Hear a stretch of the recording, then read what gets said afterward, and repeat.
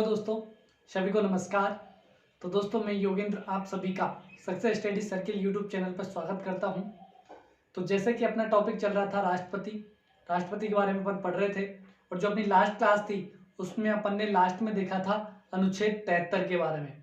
और अनुच्छेद 73 था कि भाई राष्ट्रपति है, उसकी जो शक्तियाँ हैं वो कहाँ तक होंगी, जहाँ तक कि कार्यपालिका है उसका विस्तार क्षेत्र होगा, है ना। संघ की जो कार्यपालिका है उसका जो विस्तार क्षेत्र होगा वहां तक क्या होगा, राष्ट्रपति की शक्तियां होंगी। तो आज जो अपन पढ़ने वाले हैं वो पढ़ेंगे राष्ट्रपति की शक्तियों के बारे में।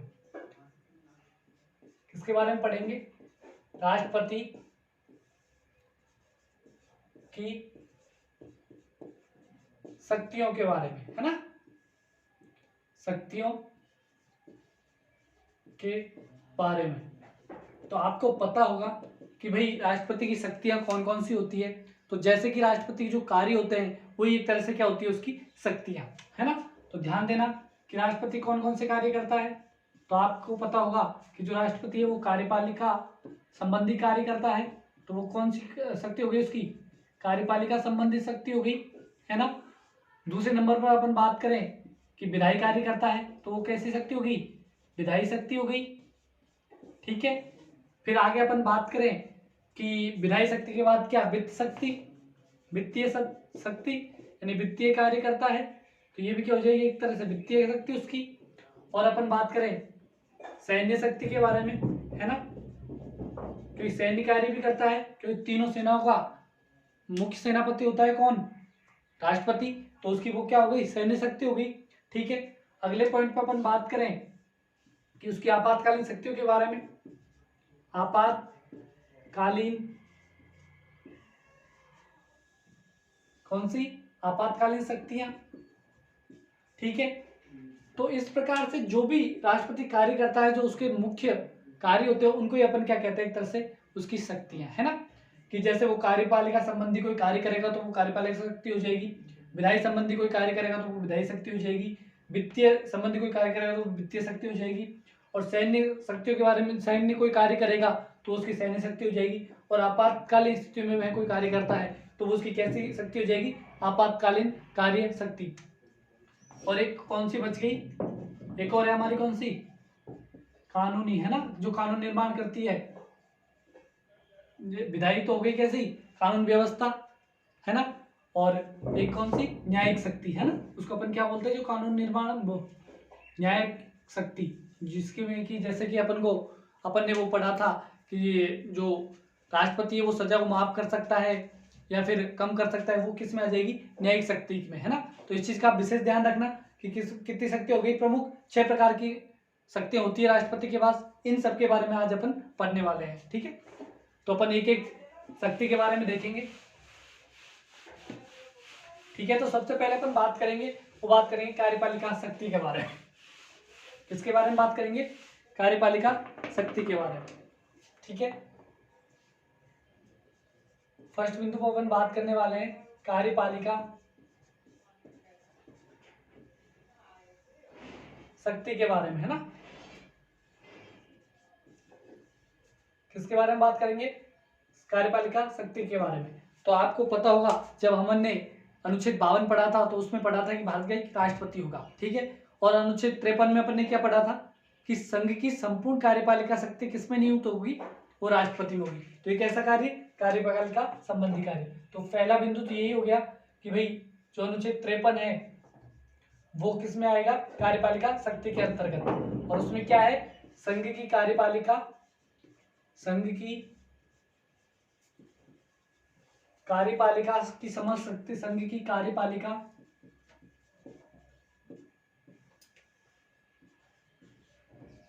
की समस्त शक्ति किसमें निहित होगी? राष्ट्रपति में निहित होगी, ठीक है। तो ये कैसी शक्ति?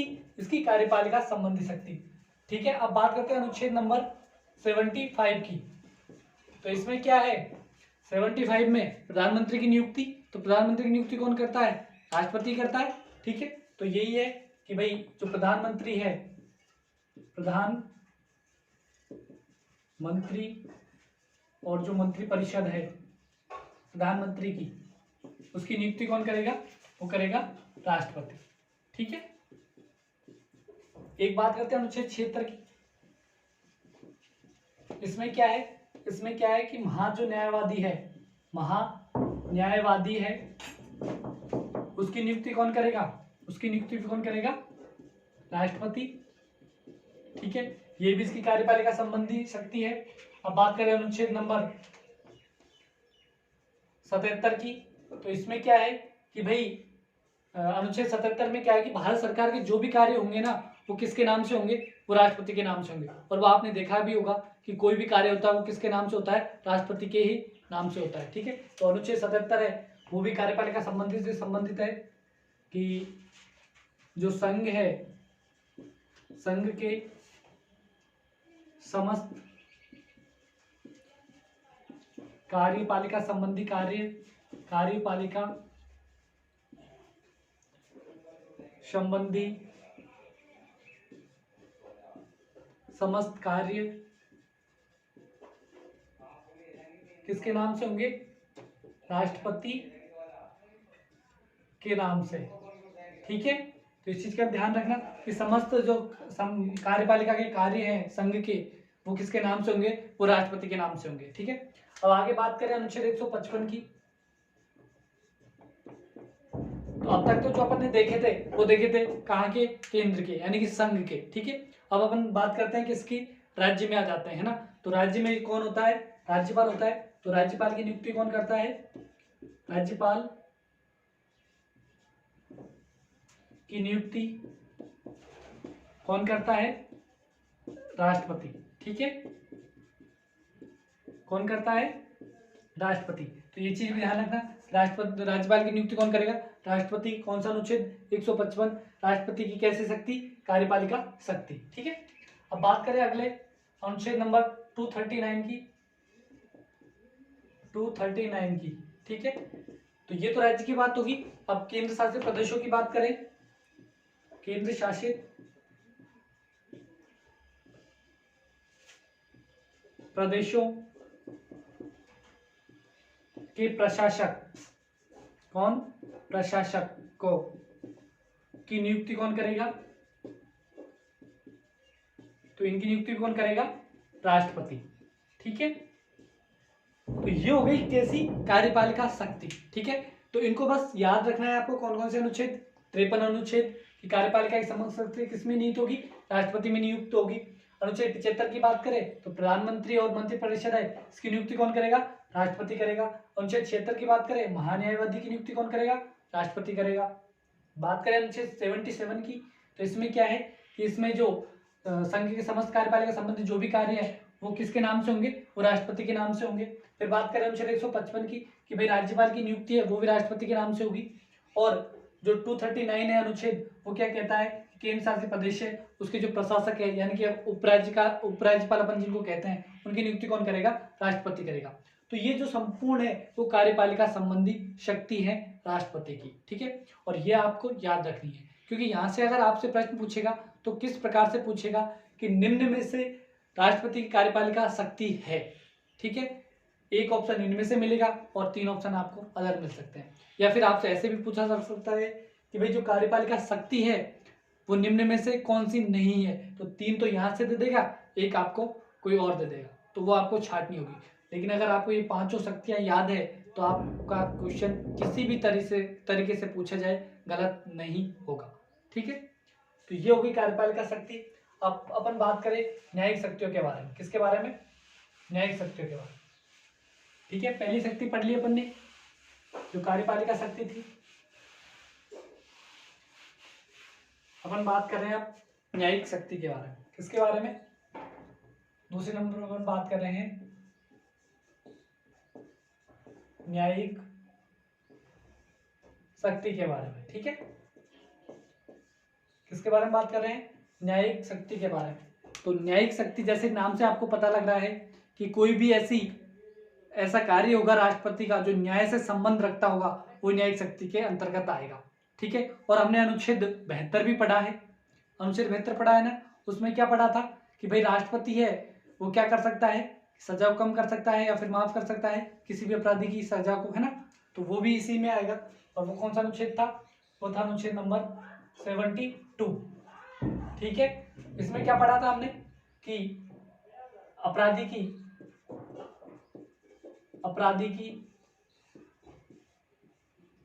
सजा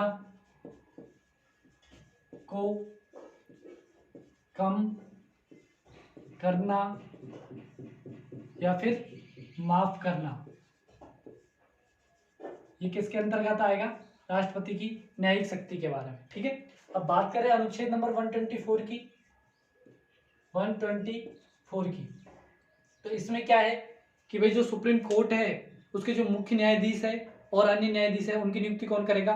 उनकी नियुक्ति करेगा राष्ट्रपति। ठीक है, तो ये भी ध्यान रखना कि भाई जो सुप्रीम कोर्ट है हमारा, उसके मुख्य न्यायाधीश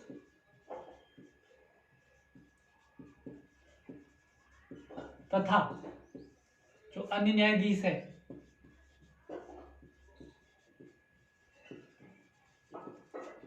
उनकी नियुक्ति कौन करेगा?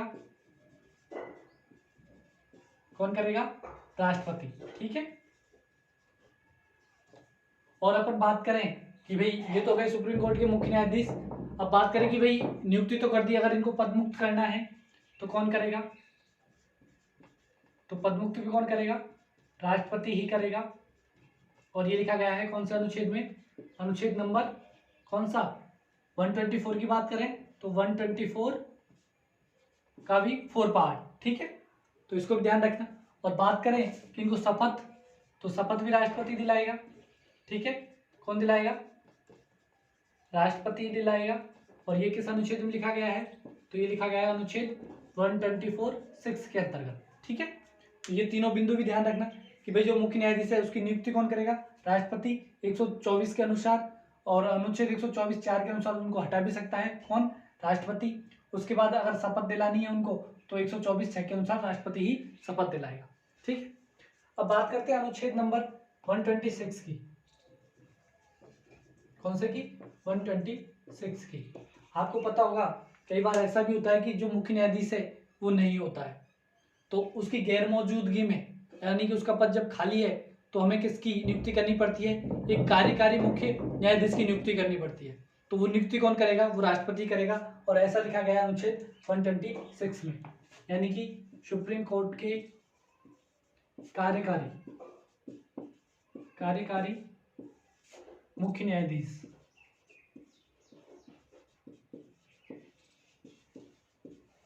नियुक्ति कौन करेगा? तो नियुक्ति करेगा कौन? राष्ट्रपति। ठीक है, तो ये चीज भी आप ध्यान रखना। अब बात करते हैं 126 के बाद राज्यों में आ जाते हैं और बात करते हैं अनुच्छेद नंबर 217 यानी कि 217 की। तो जिस प्रकार से सुप्रीम कोर्ट में मुख्य न्यायाधीश की नियुक्ति की थी वो की थी राष्ट्रपति ने, उसी प्रकार जो हाई कोर्ट है हमारा, जो हाई कोर्ट है, ठीक है, और हाई कोर्ट के अंतर्गत भी कौन होता है? मुख्य न्यायाधीश होता है।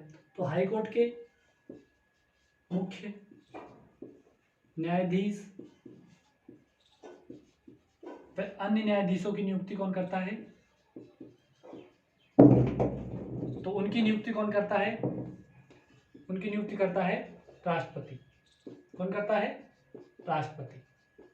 ठीक है, ये राज्य की बात होगी, ये केंद्र की बात होगी। ठीक है, तो केंद्र के लिए तो 124 आ जाएगा और राज्य की बात करेंगे तो 217 आ जाएगा। ठीक है, अब बात करें अपन अनुच्छेद 221 की। तो जिस प्रकार से अनुच्छेद अपन ने 126 पढ़ा था कि कार्यकारी मुख्य न्यायाधीश की नियुक्ति कौन करेगा? राष्ट्रपति सुप्रीम कोर्ट में। और 221 में क्या है? हाई कोर्ट के कार्यकारी, है ना, यहाँ पे हाँ कार्यकारी लिखना है ना, कार्यकारी मुख्य न्यायाधीश।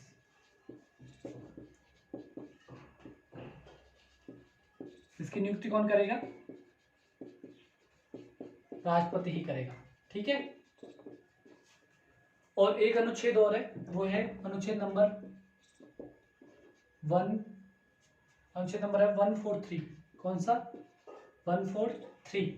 इसके बारे में पता होगा कि भाई ये क्या है कि जो अनुच्छेद 143 है इसमें क्या लिखा गया है कि राष्ट्रपति है वो किससे?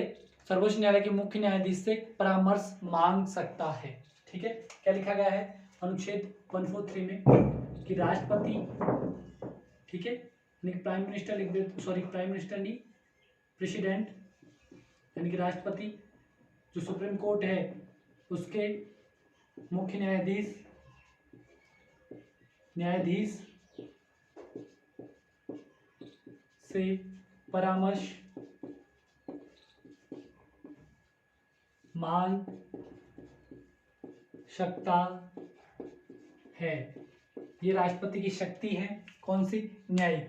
तो ये प्रमुख न्यायिक शक्ति थी राष्ट्रपति की। और जो 143 है इसमें क्या है कि भाई जो राष्ट्रपति है हमारा, वो सुप्रीम कोर्ट के जो मुख्य न्यायाधीश है उससे परामर्श मांग सकता है। लेकिन इसमें एक चीज ध्यान रखना कि भाई 25 जनवरी 1950 है, उससे पहले की कोई बात है तो जो हमारा मुख्य न्यायाधीश है वो परामर्श देने के लिए बाध्य है, लेकिन राष्ट्रपति उस परामर्श को माने या नहीं माने इसके लिए स्वतंत्र होता है। वहीं अगर बात 25 जनवरी 1950 के बाद की है तो जो मुख्य न्यायाधीश है वो भी स्वतंत्र होगा कि वो परामर्श दे या नहीं दे। ठीक है, तो इस चीज का आप विशेष ध्यान रखना। ये तो पूरी हुई कौन सी, न्यायिक शक्ति। ठीक है, अब अपन बात करेंगे वित्तीय शक्तियों के बारे में। कौन सी शक्तियों के बारे में, वित्तीय शक्ति के बारे में अपन बात करेंगे।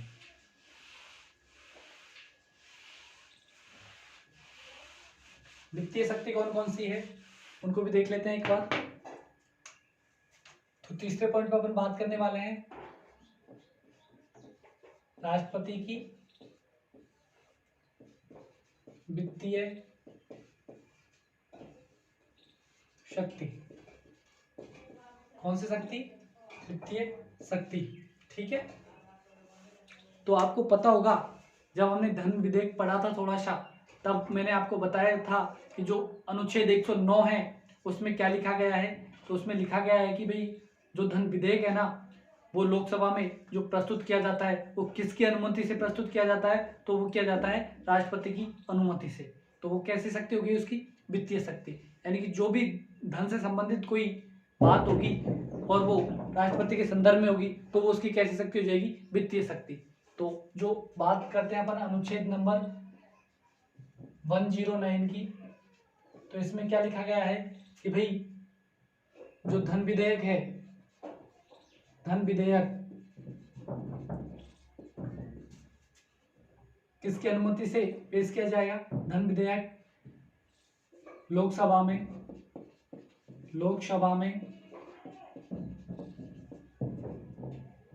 किसकी अनुमति से पेश किया जाएगा, अनुमति से पेश होगा।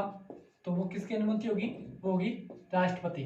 ठीक है, तो इस चीज का ध्यान रखना, जो धन विधेयक है वो लोकसभा में राष्ट्रपति की अनुमति से पेश होगा। ठीक है, अब बात करते हैं अनुच्छेद नंबर 112 की। ठीक है, किसकी बात कर रहे हैं, अनुच्छेद 112 की।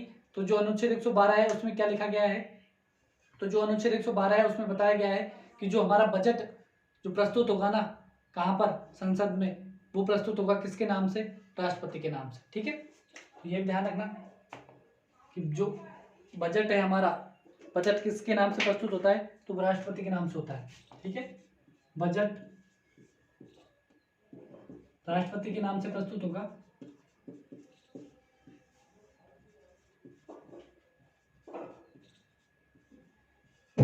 नाम से प्रस्तुत किया जाएगा। और बजट में क्या होता है, वही रुपए पैसों वाला मामला। तो कौन से शक्ति है, वित्तीय शक्ति। ठीक है, अब बात करते हैं अनुच्छेद नंबर 280 की। तो अनुच्छेद नंबर 280 में क्या है, तो जो अनुच्छेद 280 है उसमें लिखा गया है कि जो हमारा वित्त आयोग होगा उसका गठन कौन करेगा, राष्ट्रपति करेगा। ठीक है, तो वित्त आयोग का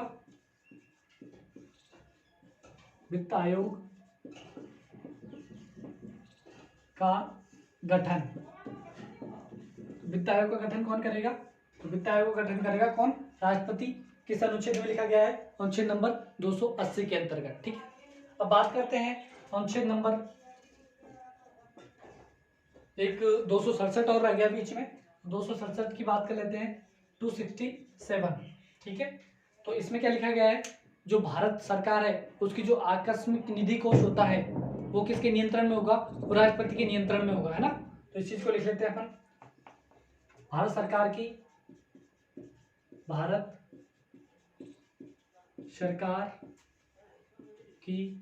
आकस्मिक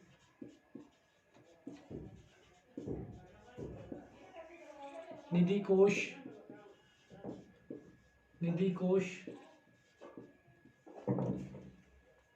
किसके नियंत्रण में होगा? कोष का नियंत्रण किसके हाथ में होगा? राष्ट्रपति के हाथ में, है ना। तो इसका ध्यान रखना, किसके हाथ में होगा? राष्ट्रपति के हाथ में, ठीक है। तो ये होगी पूरी जो हमारे राष्ट्रपति है उसकी वित्तीय शक्तियां। एक तो कौन कौन सी? 109 की धन विधेयक है वो लोकसभा में प्रस्तुत किया जाएगा, किसकी अनुमति से? तो राष्ट्रपति की अनुमति से। बजट की बात करें तो अनुच्छेद 112 बजट में क्या है? राष्ट्रपति के नाम से प्रस्तुत किया जाएगा, ठीक है। बात करें 280 की वित्त आयोग के बारे में कि भाई वित्त आयोग का गठन है वो किस अनुच्छेद में है? तो अनुच्छेद 280 में है। और कैसी शक्ति? वित्तीय शक्ति, ठीक है। कौन करेगा? वो कौन करेगा? राष्ट्रपति करेगा। कौन करेगा? राष्ट्रपति, ठीक है। बात करें अनुच्छेद 267 की कि भारत सरकार है उसकी आकस्मिक निधि कोष है उसका नियंत्रण किसके पास होगा? राष्ट्रपति के पास होगा। अब यहाँ से आपसे प्रश्न पूछेगा तो क्या पूछेगा? एक तो सीधा सा प्रश्न बन रहा है कि भाई जो वित्त आयोग है उसका गठन कौन करता है? तो वित्त आयोग का गठन कौन करेगा? राष्ट्रपति करेगा, है ना, ठीक है। बात करें बजट की, बजट किसके नाम से प्रस्तुत होता है? राष्ट्रपति के नाम से होता है। तो इस प्रकार से आपके सीधे सीधे प्रश्न बनेंगे। अगर आपको ये चीजें पता है तो आपका आंसर गलत होगा नहीं, ठीक है। अब बात करते हैं सैन्य शक्ति के बारे में। कौन सी शक्ति? सैन्य शक्ति। राष्ट्रपति की सैन्य शक्ति है, उसके लिए आपको सिर्फ एक लाइन याद रखनी है। कौन सी? कि सैन्य शक्ति है वो कौन सी है राष्ट्रपति की? कि राष्ट्रपति तीनों सेनाओं का क्या होगा? सर्वसेनापति होगा, ठीक है। तो कौन सी बात कर रहे हैं अपन? चौथे नंबर की है सैन्य शक्ति। जैसे कि नाम से पता है, कैसी शक्ति? सैन्य शक्ति, यानी कि जो हमारा रक्षा मंत्रालय उससे संबंधित है एक तरह से, सैन्य शक्ति है। और अपन बात करें इसमें अनुच्छेद नंबर कौन सा? 53(2) और ये अपन पढ़ चुके हैं कि नहीं पढ़ चुके? अनुच्छेद 53 पढ़ा दिया मैंने। और आपको क्या पढ़ाया अनुच्छेद 53 में? कि भाई जो राष्ट्रपति है हमारा राष्ट्रपति तीनों सेनाओं का सर्वोच्च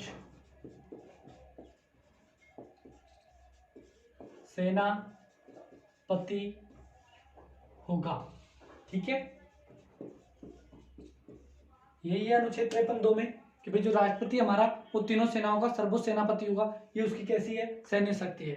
अब यहाँ पर ध्यान देना कि ये चीजें तो ठीक है लिखी ही है, लेकिन बहुत सी चीजें हैं जो यहाँ पर नहीं है। लेकिन अपन बात करें कि जैसे विदेशी संबंधी कोई भी मामला है तो वो भी इसी के अंतर्गत आएगा।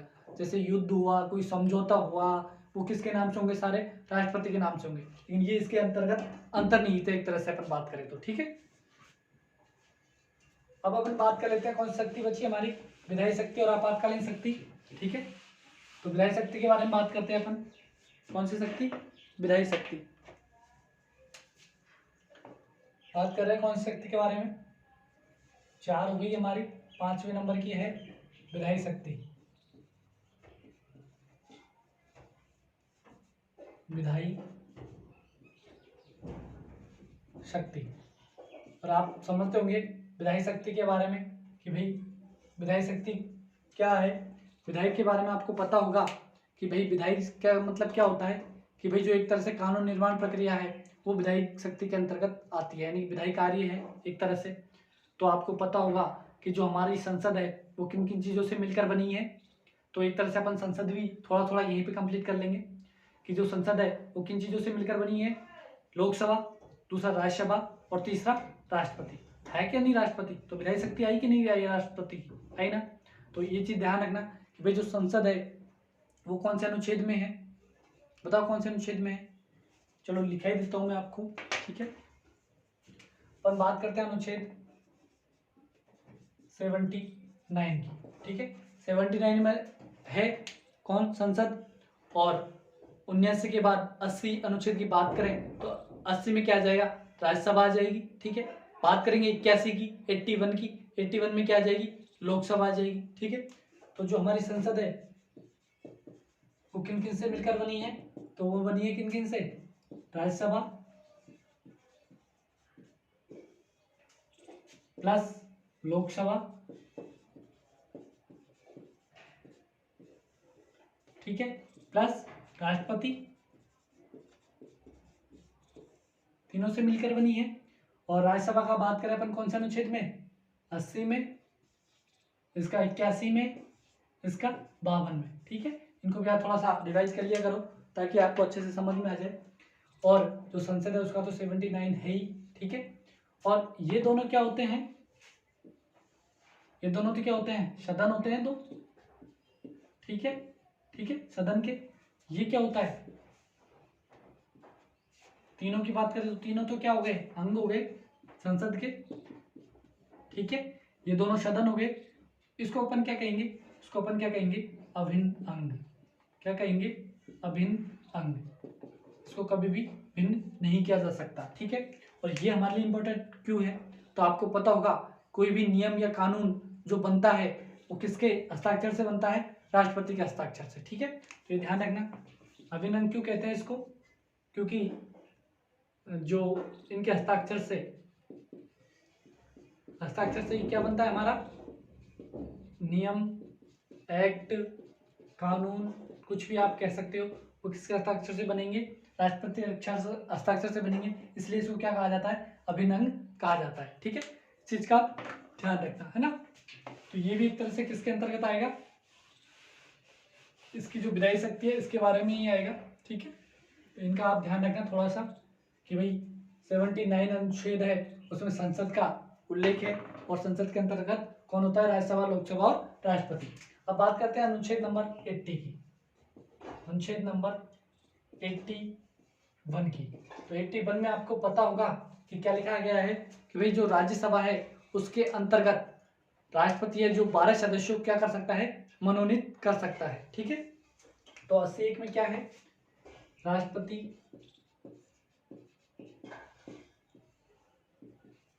कहां पर, राज्यसभा में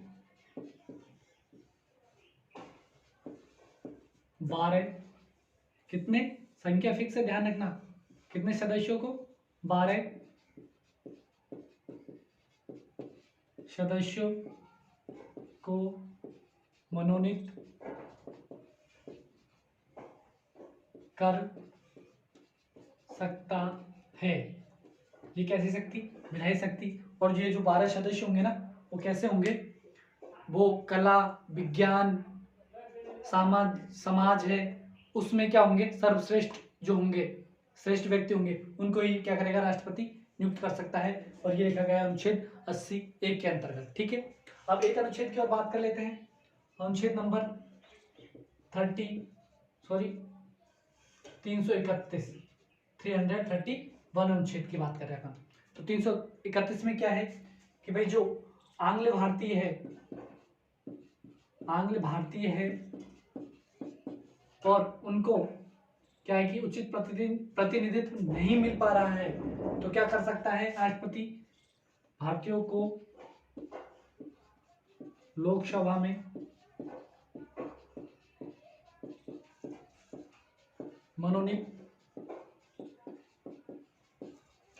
कर सकता है। ठीक है, लेकिन कितने, सिर्फ 2। ठीक है, यहाँ कितनी संख्या है, 2 आंग्ल भारतीयों को लोकसभा में मनोनीत कर सकता है। लेकिन कैसी स्थिति में, जब लोकसभा में जो आंग्ल भारतीय उनको उचित प्रतिनिधित्व नहीं मिल रहा हो, ऐसी स्थिति में राष्ट्रपति 2 आंग्ल भारतीयों को मनोनीत कर सकता है। लेकिन यहाँ पर ध्यान देना कि अभी जो हमारा 2020 में जो सीटें वगैरह थी उस टाइम पे उनको बढ़ाया गया, लेकिन 70 जो प्रारंभिक हमारा संविधान बना था तब इनको 70 वर्ष के लिए ही वैध किया था कि 70 वर्ष के बाद क्या करेगी, वापस जो संसद है वो एक बार विचार करेगी, लगेगा उनको तो ये आगे बढ़ा सकते हैं, नहीं तो नहीं भी बढ़ा सकते। तो जो हमारा 70 साल बाद जब इसका वापस मतलब इनको देखा गया तो वहाँ पर इसके बारे में किसी प्रकार की कोई बात नहीं लिख की गई, न ही इसको बढ़ाया गया। लेकिन जो सीटें थी उनको 10 वर्ष के लिए फिर बढ़ा दिया, लेकिन इनको नहीं बढ़ाया। तो इस चीज़ का आप विशेष ध्यान रखना कि ये अभी कैसे हैं, ये अभी हटाए नहीं है। आप ये नहीं कह सकते कि 331 हटा दिया, हटाने का कोई प्रावधान नहीं है, लेकिन एक तरह से इनको क्या कर रखा है, पेंडिंग में डाल रखा है ना, यानी कि स्थगित है अभी। अगर बात करें अभी की, तो इस टाइम पे राष्ट्रपति इनको क्या नहीं कर सकता, मनोनीत नहीं कर सकता। तो अपन एक तरह से कह सकते हैं ये क्या है, स्थगित कर रखे हैं, है ना, कर रखे हैं।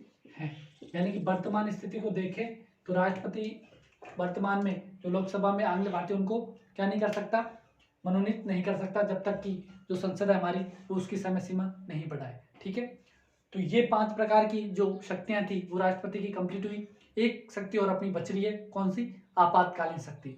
और जो अपन पढ़ेंगे अनुच्छेद 352, अनुच्छेद 356, अनुच्छेद 360, वहां से आपके एग्जाम में काफी इंपॉर्टेंट प्रश्न बनते हैं। कैसे क्वेश्चन बनते हैं, बहुत ही इंपॉर्टेंट, और हर एग्जाम में वहां से आपसे प्रश्न पूछा ही जाता है ना।